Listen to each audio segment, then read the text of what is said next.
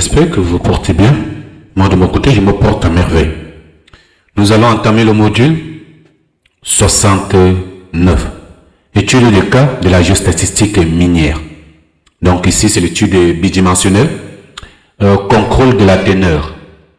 Nous allons utiliser ici, lorsqu'on parle de contrôle de la teneur, commençons par les bases, le déclustering et le graphique de SWOT. Déclustering, je viens là, bloc modèle, estimation, là.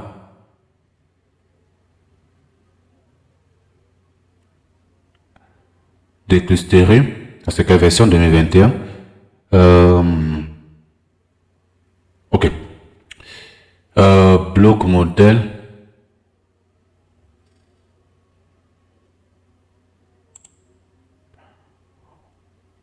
On doit être sûr que c'est la version. Interpolation, estimation, traitement des colonnes. Vous connaissez à quoi ça sert? Contrainte, attribut. Il y a des versions où il n'y a pas cela. Bloc modèle.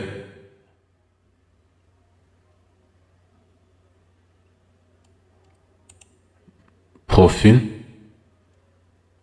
Nos profils, commençons par cela. Bloc modèle. Et bien pour bloc modèle. Géostatistique. Voilà. C'est bon. DQST. Graphique de Splo. Voilà les deux que nous allons prendre. Pas de profil. Je voulais déjà un peu... Alors, on va encore essayer, nous allons encore essayer de voir quelque chose. Bloc modèle, géostatistique, analyse, variogramme, indication, multidomaine, ellipsoïdal. On a parlé de cela au niveau de l'introduction, donc c'est bon. Alors, la géostatistique minière intègre des méthodes cruciales pour corriger les biais d'échantillonnage et valider les modèles de ressources. Le déclustering et les graphiques de SWOT représentent deux piliers méthodologiques permettant d'optimiser la représentativité des données et la fiabilité des estimations, particulièrement dans le contexte de contrôle de teneur, où la distribution spatiale des échantillons influence directement les décisions techniques. Donc, le déclustering s'impose comme un correcteur essentiel. Là, c'est la vérité. Donc là, je vais un peu essayer d'expliquer pour que vous puissiez comprendre. Parce qu'il y a, à partir de dans cette partie, si vous voulez travailler comme un contrôleur de teneur, ça peut aider. Donc pas que ça peut aider, à partir de juste de cette représentation 2D, pour le contrôle de teneur, vous pouvez déjà vous assurer. Donc, alors, lorsque je parle de l'optique, lorsque je parle du contexte critique et du contrôle de teneur, donc grade de contrôle, ces outils ne sont plus seulement les aides à la modélisation, mais des instruments de pilotage quotidien pour minimiser les pertes et la dilution. Le déclustering, c'est la base de la réconciliation.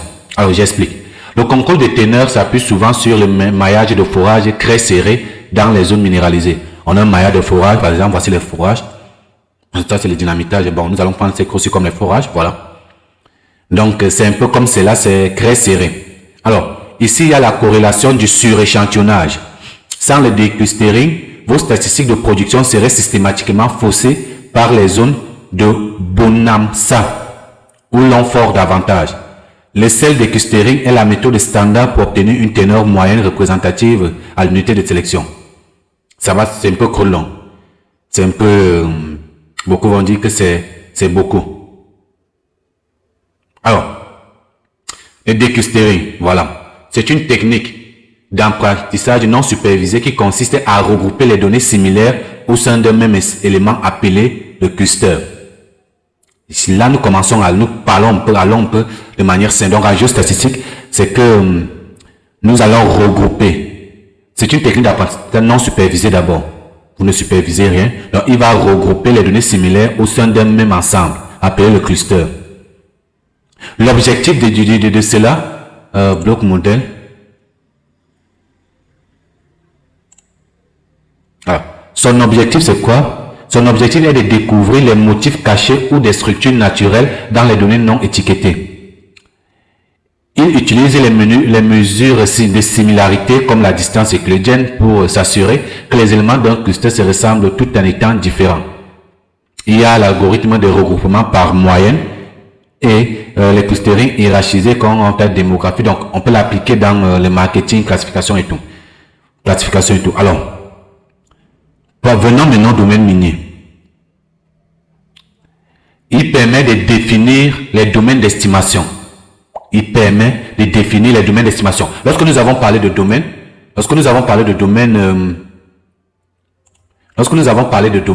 nous avons vu qu'il y a plusieurs domaines.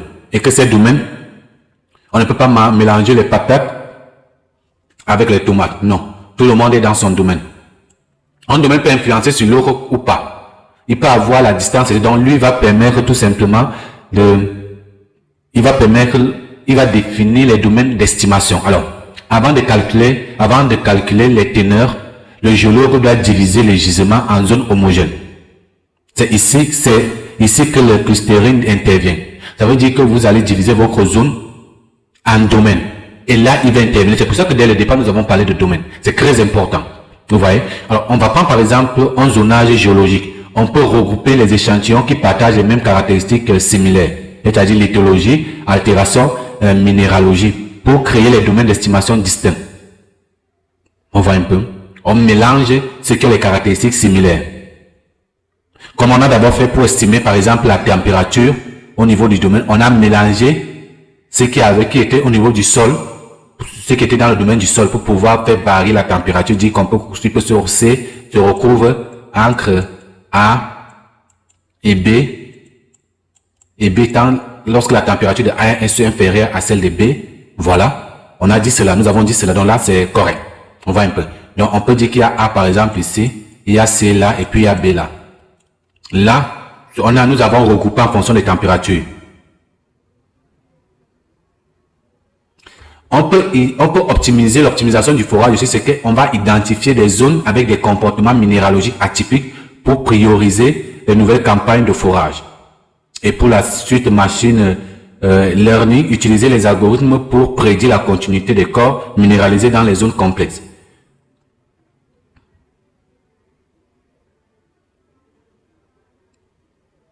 Ça, c'est donc. Maintenant, s'il faille le décluster, on peut aussi dire dans le volet économique, c'est qu'il va corriger les biais de sélection. Alors, j'explique. Dans le contrôle de teneur, les forages ne sont jamais répartis de manière aléatoire. Donc, les forages ne sont jamais répartis de manière aléatoire. On fort davantage où la minéralisation est riche pour mieux définir les contours de la zone de haute teneur. Ça, c'est ce que nous connaissons. Alors, le problème est simple. Si l'on calcule une moyenne simple de tous les échantillons, le résultat sera artificiellement gonflé, donc biaisé positivement. On a fait cela au niveau des domaines. Nous avons fait cela au niveau des domaines où nous avons dit que A était très loin, il ne pouvait pas influencer B et qu'il ne pouvait pas influencer C. Il y avait C, il y avait D là. Nous avons fait la moyenne pour voir. Le résultat à ce niveau-là, il est biaisé. Il est biaisé totalement. Il est biaisé. Donc, mais biaisé positivement, ça veut dire que vous allez gonfler votre résultat. Vous voyez? Car les zones qui sont riches sont suréchantillonnées, ce qui est normal. Alors, lorsqu'on utilise par exemple le déclustering, souvent par la méthode de cellules ou de polygones d'influence, on attribue des poids plus faibles aux échantillons serrés et les poids plus forts aux échantillons élevés ou bien isolés. Je vais dire, la solution avec cette méthode, c'est qu'on va attribuer des poids aux échantillons plus faibles, des poids plus faibles aux échantillons plus serrés. Ça veut dire, si nous avons l'échantillonnage ici plus serré, on va attribuer les poids plus faibles. Par exemple, si on dit que C est là, D est plus proche de C, B est plus proche de C, on va attribuer les échantillons, les poids plus faibles. Vous voyez? Alors que A, on va attribuer les poids, les échantillons qui sont isolés, dans les poids plus forts. Alors, l'impact technique, c'est que cela permet d'obtenir une distribution statistique, donc l'histogramme représentatif du gisement réel et non de la campagne de forage.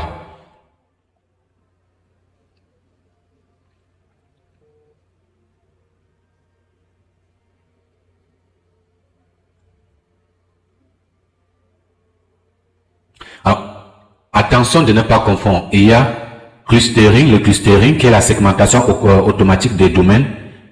Vous voyez, il y a les déclustering qui est la pondération géostatistique que nous soulevons ici. Donc, dans le contexte du contrôle de teneur, le déclustering est effectivement l'étape la plus critique pour la validation. Voilà. Voilà ce qui est du déclustering.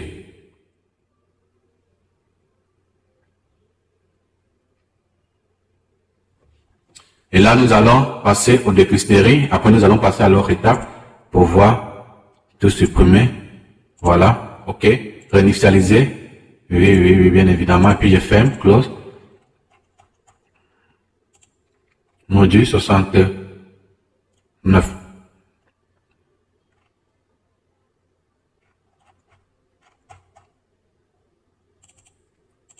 Voilà.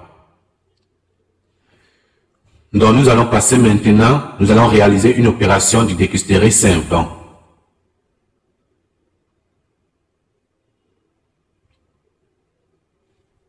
là, je vais venir là. Voilà. Bloc modèle.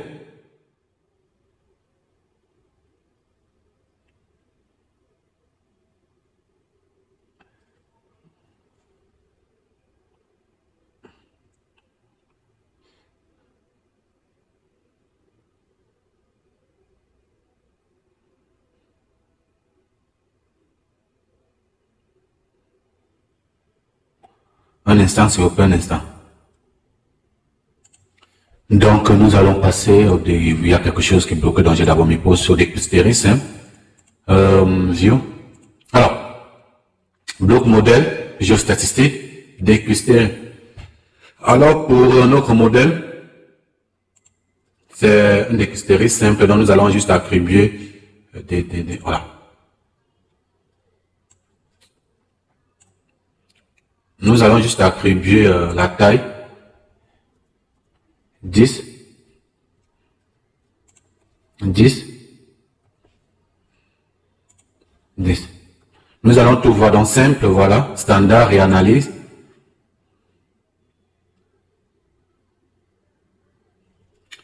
Là, deux opérations vont être exécutées. Vous pouvez prendre tous les fichiers, mais je vais prendre ceci. Et là, je vais mettre simple 50. Voilà.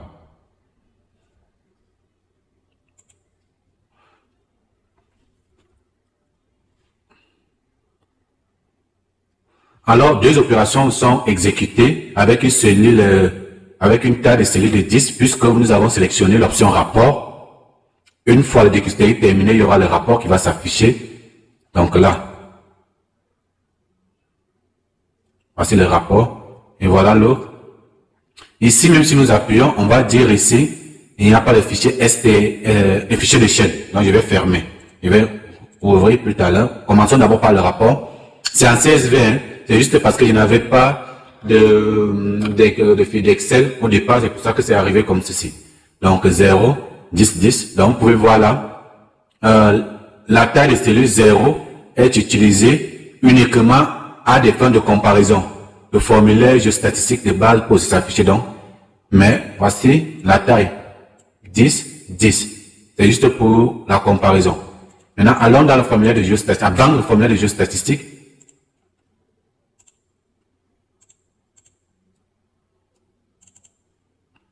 on va ajouter là.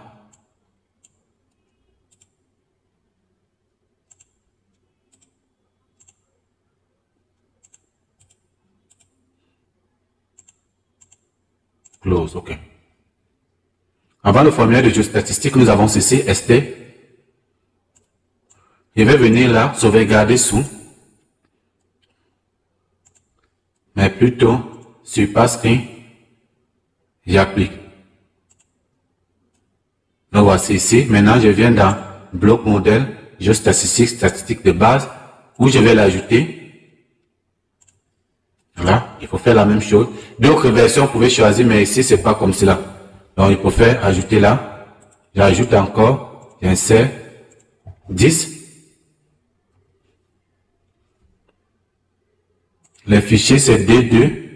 Non. Ici, nous allons dire que c'est la taille. Le port, autant pour moi, en anglais. Voilà. Et là, nous sommes à 0.5.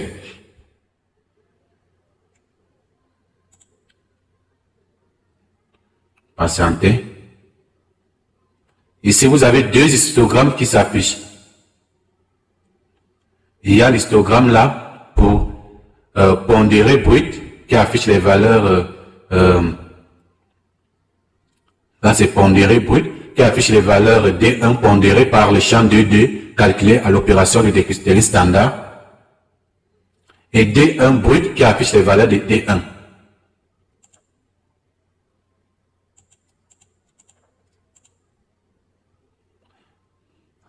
Alors, pour visualiser l'effet des pondérations de décrypterie sur les compartiments de l'histogramme, vous pouvez permuter les deux histogrammes.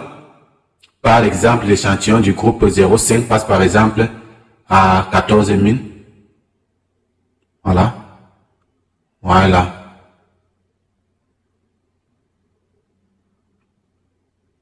Voilà, 0,5 là. Ça passe à 14 000.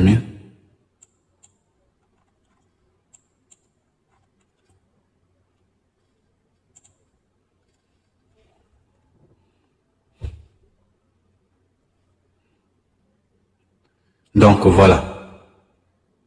Voilà un peu ce que vous avez.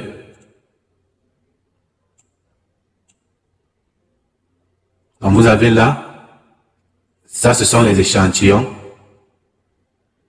Ce sont les échantillons là que vous avez. Mais sauf qu'avec le poids, et voici le poids qu'on a calculé pour la répartition avec les données d'échantillon que nous avons au départ. Voilà. Données d'échantillon là, numéro d'échantillon, on va dire la fréquence avec les poids. Et là, vous avez, là nous avons calculé, essayé d'optimiser tout. Donc à partir de là, vous pouvez déjà avoir vos informations, vos données. Nous allons passer à effectuer une opération standard.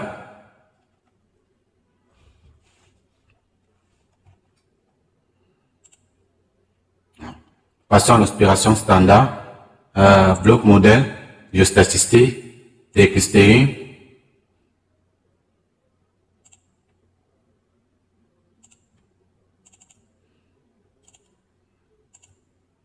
La standard. Voilà. D'abord, la taille minimale.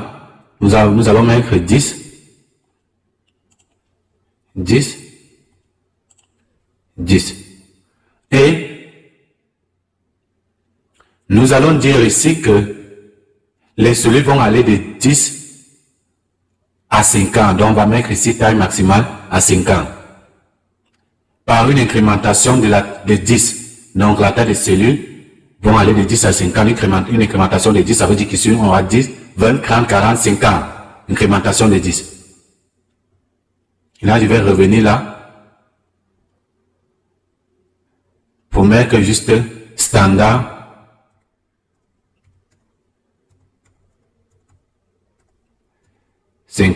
Voilà. Créer le rapport et l'histogramme. Non, je ne vais pas ouvrir l'histogramme parce qu'il va encore enregistrer.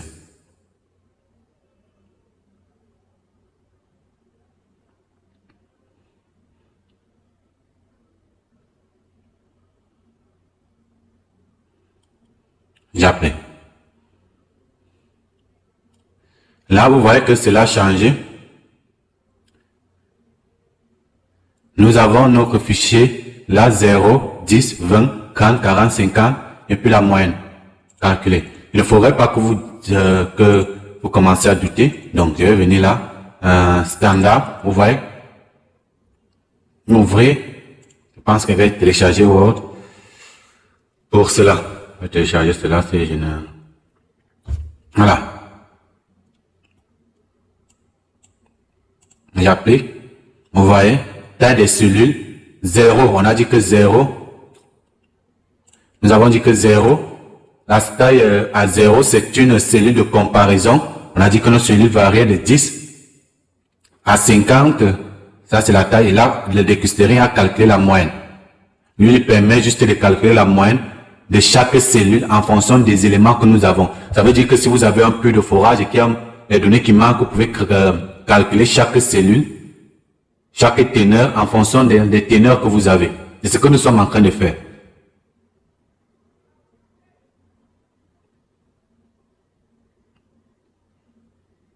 Et ce dont nous sommes en train de faire.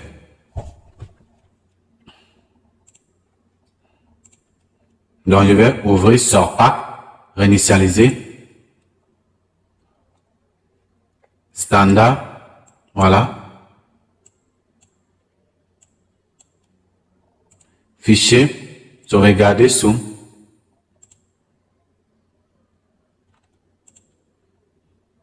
J'applique. Bloc modèle. Géostatistique basique. Et ajoute les fichiers. Commençons d'abord par ajouter ce fichier-ci parce que nous allons faire la comparaison tout à l'heure. Ajouter. 10. D2. J'applique. Ah, on ne reconnaît pas. Simple. Open. J'applique.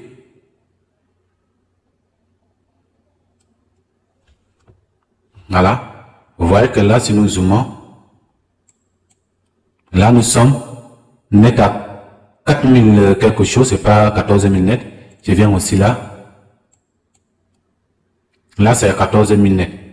Bon, nous allons ajouter. Attendons un peu. Ajouter du bloc modèle. Si on peut devoir. Non, ça va. Ajouter. Et là, vous pouvez sauvegarder image ou data, ça dépend de vous. Donc, je vais ajouter standard 50.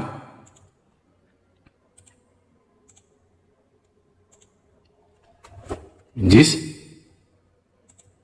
fichier D2.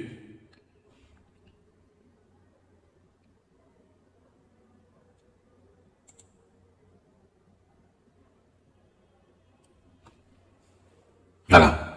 Nous avons pondéré brut, là, pondéré brut. La valeur du champ D1 est pondérée par celle du champ D2, vous voyez, et calculée par l'opération de déclustering standard. Là, on s'approche, on voit qu'on s'approche vers 15 000. Les valeurs D1 brut, D1 brut, ces valeurs-ci, les valeurs D1 brut sont affichées.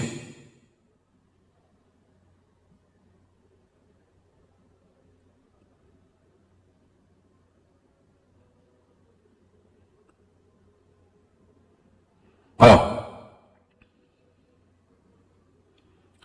les déclustering, voici les déclustering ici. Voici les valeurs brutes. Déclustering, valeur brute. On voit ici qu'à l'intervalle de 0 à 0,5, la valeur brute est de 14, passe à 14 000.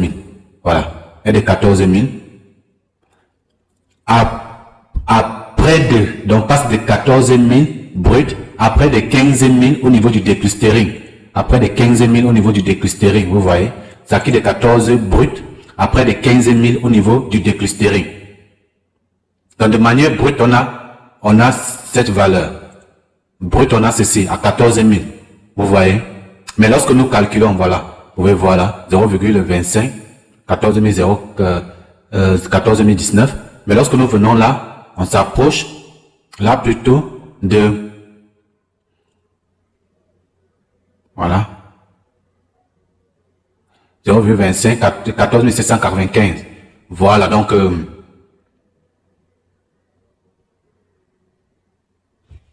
un instant s'il vous plaît. Alors, nous avons parlé, alors qu'est-ce que cela signifie dans le domaine minier, parce qu'il faudrait que l'on parle. Alors, nous sommes quittés là de 14 000 à 15 000. Vous savez ce que cela ça signifie? Notre échantillon initial est sous-représenté. Notre échantillon initial a sous-représenté, autant pour moi, les zones à haute teneur. Ça veut dire que nous avons sous-estimé les zones à haute teneur. Alors, sous-échantillonnage préférentiel, il faut que j'explique, ça veut dire que, concrètement au cas classique où l'on fort au creux dans les riches, ça veut dire que, par exemple, baisser la teneur après du déclustering. Et si le déclustering augmente la moyenne, cela signifie que l'échantillon à forte teneur proches de 15 000 ou plus sont situés dans la zone peu dense en forage. Ça veut dire que ces échantillons sont situés dans la zone peu dense en forage. Maintenant, à l'inverse, les zones de teneur plus faibles qui créent la moyenne brute à 14 000 sont suréchantillonnées, c'est-à-dire plus de forage au mètre cube. Ça veut dire de manière simple, c'est que les zones qui ont une forte teneur sont situées dans les zones où il n'y a pas de forage. Vous voyez un peu. Maintenant, les zones qui ont une forte teneur sont situées dans les zones où il n'y a pas assez de forage pour analyser, alors que les zones où il y a une faible teneur sont situées dans les zones où il y a plus de forage à mètre cube.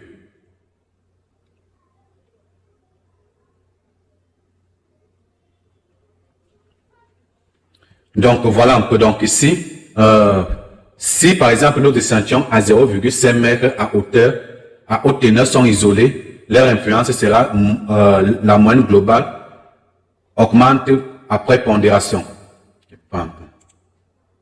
Et vous voyez là que ça ne fait qu'augmenter, après ça se standardise. Ici, c'est ici qu'il y a beaucoup d'échantillons. À cet intervalle, après il n'y a plus d'échantillons. C'est ce que je suis en train de dire. C'est pour cela qu'il y a une forte variation. C'est pour ça qu'il y a une forte variation.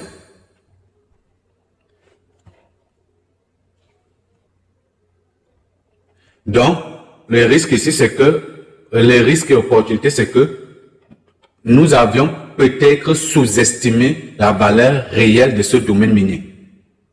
Sous-estimé la valeur réelle de ce domaine minier. Parce qu'il y a un écart de 14 000 à 15 000. Alors, il faut savoir aussi quelque chose, c'est que la hausse de la moyenne après le déclustering est moins fréquente que l'inverse. Donc, on a toujours tendance à voir que la déclustering va baisser parce qu'on surestime le domaine minier. Mais ici, on a sous-estimé le domaine minier. C'est pour ça que le déclustering a augmenté. Donc, et cela peut indiquer que quelques valeurs extrêmes isolées pendant trop d'importance, le poids excessif, il est crucial de vérifier si ces échantillons de 15 000 ne sont pas les outils, c'est-à-dire les valeurs aberrantes. Je pense que nous avons déjà vu des valeurs aberrantes. On a eu à parler de ça. Valeur aberrante, c'est quoi? Ça veut dire que, mais si ce ne sont pas les valeurs aberrantes, ne vous inquiétez pas, mais j'explique. Pour que les uns et les autres, ceux qui ne connaissent pas, puissent... Voilà. Valeur aberrante, c'est que vous avez un schéma là. Un schéma. Après, subitement, ça chute là. Il y a un vide, et puis on revient là. Vous voyez un peu? Là. Au milieu, ici au milieu, je pense que je vais mettre même ça sur YouTube, ça peut aider. Ici au milieu, nous allons dire que il y a une valeur aberrante. Ici au milieu. Nous allons dire directement que là, il y a une valeur aberrante. Parce que normalement, ça devrait être continu. Vous voyez, ça devrait être continu comme ceci. Mais il y a un vide, il y a la valeur aberrante. Voilà. Je pense que pour ceux qui ne connaissaient pas comment on détermine les valeurs aberrantes graphiquement, peuvent déjà s'en servir.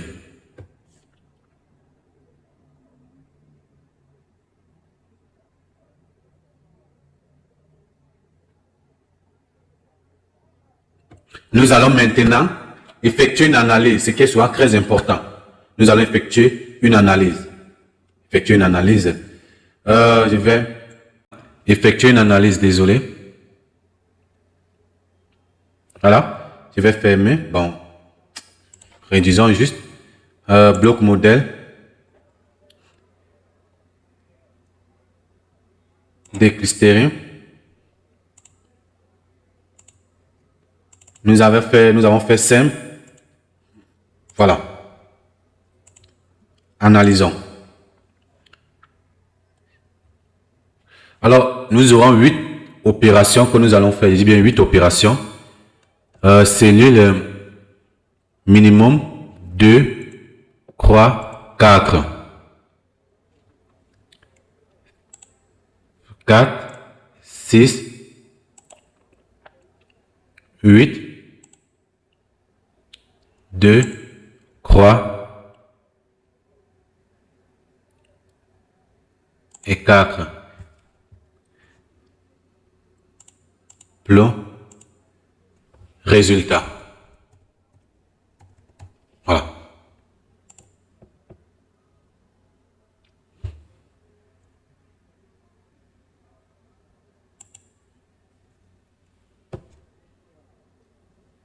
Voilà, un instant. Un instant. Donc, le résultat a été créé.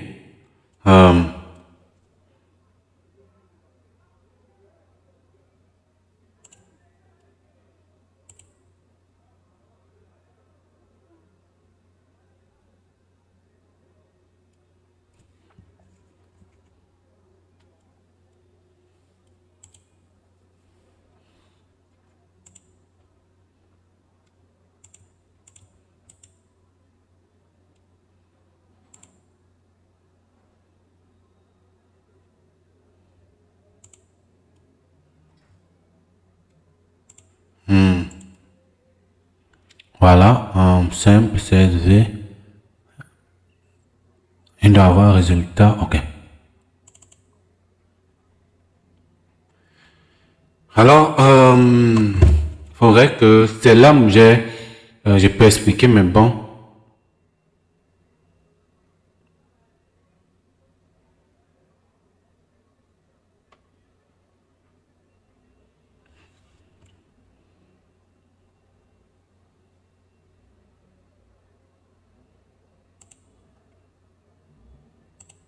Voilà, voici le nuage de points qui s'affiche. Et puis, vous avez le volume là.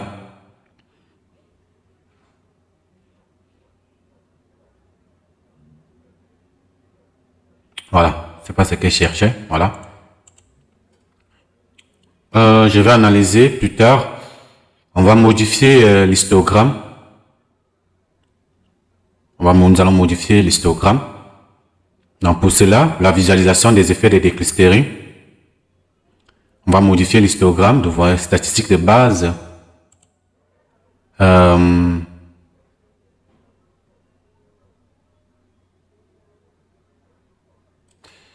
Chercher les données.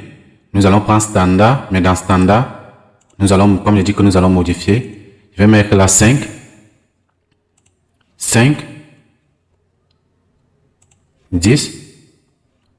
Et puis, pour les cellules, D2. Voilà. D2. 0. 25. J'applique.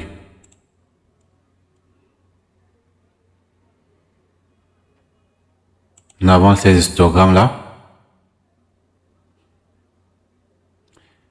Passer d'un histogramme à l'autre et noter la réduction de la hauteur de la barre de classe aussi est là. Le changement d'échelle. Par exemple, la classe 7 contient 11 échantillons.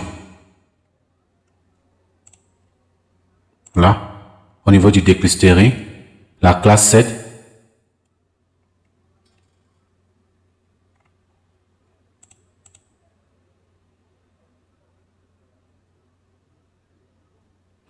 contient 11 échantillons, mais c'est la classe 7.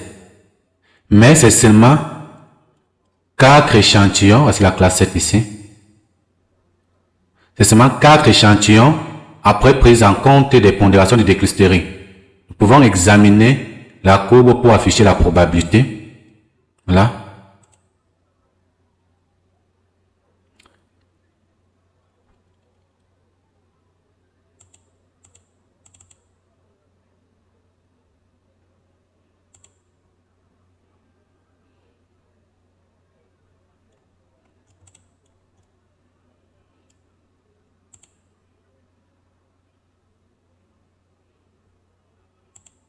Voilà. Là, vous voyez que la probabilité de la classe la plus élevée diminue après l'application de la pondération. Voilà. Cette classe-là diminue. Je vais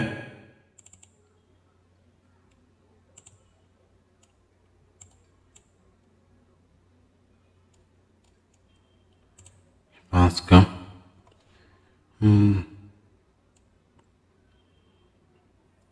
Alors, je vais revenir là pour le résultat. Ouvrir.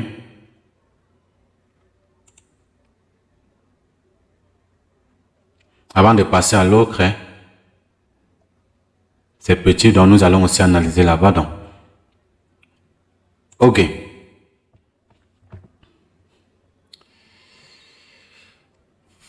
Qu'est-ce que nous pouvons dire ici?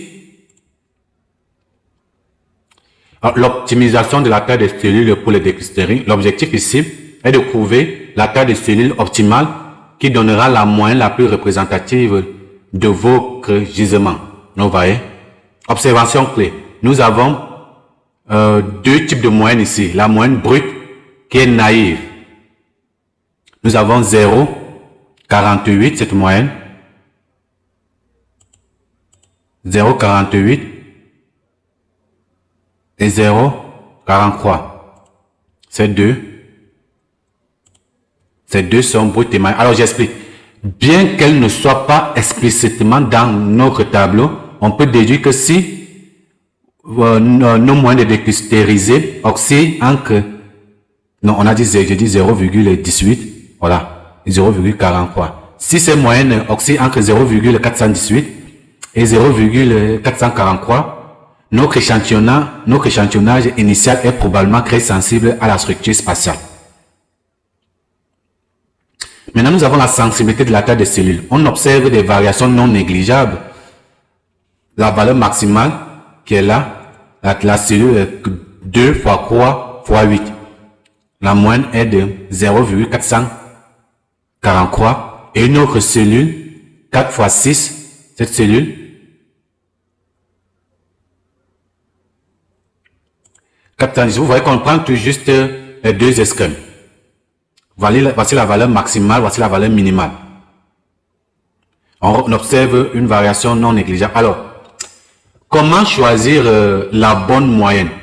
Vous savez, en géostatistique, la règle d'or pour le déclustering par cellule est généralement la suivante. Si les zones riches sont suréchantillonnées, on choisit la taille de la cellule qui donne la moyenne la plus basse. Alors, si les zones sont suréchantillonnées, on choisit la taille de la cellule qui donne la moyenne la plus basse. Ici, est-ce que les zones sont suréchantillonnées? Non, les zones sont sous-échantillonnées parce que sous-estimées.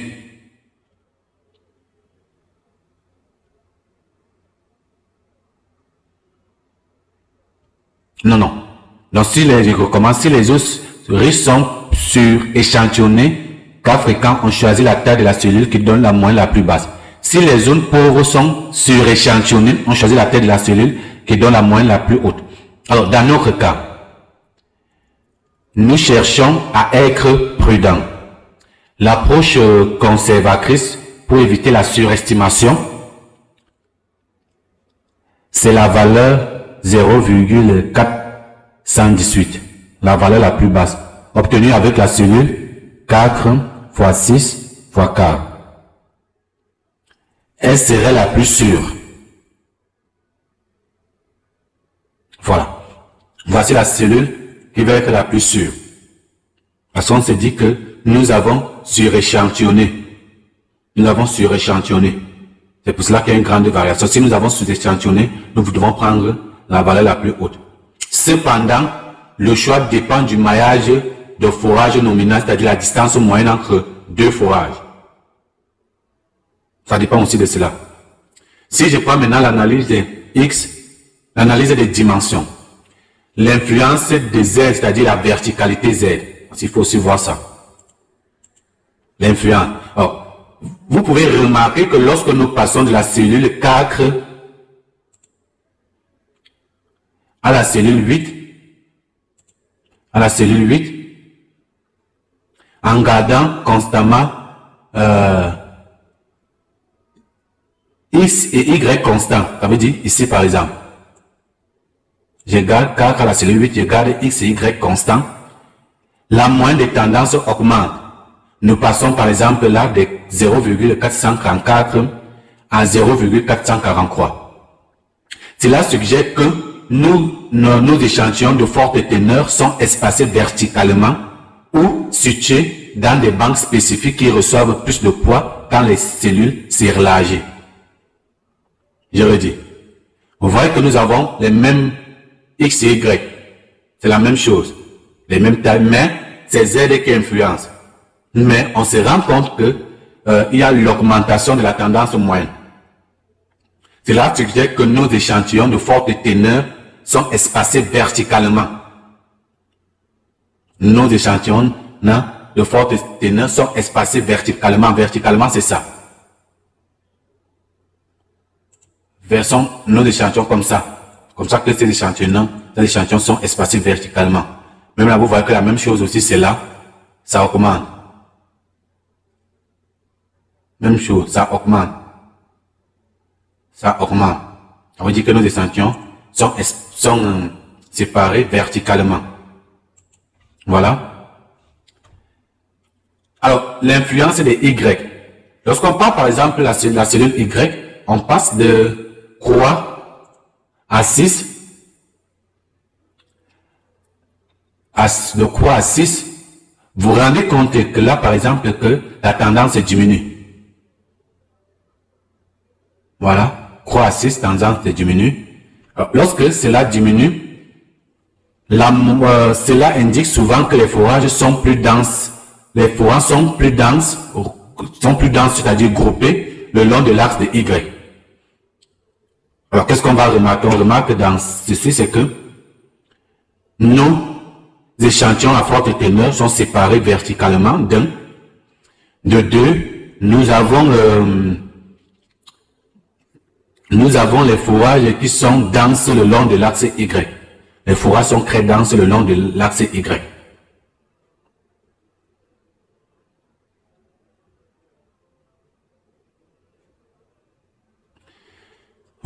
Voilà la première partie.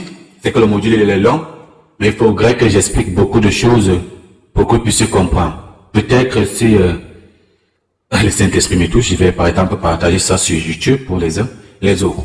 Je vais mettre pause là.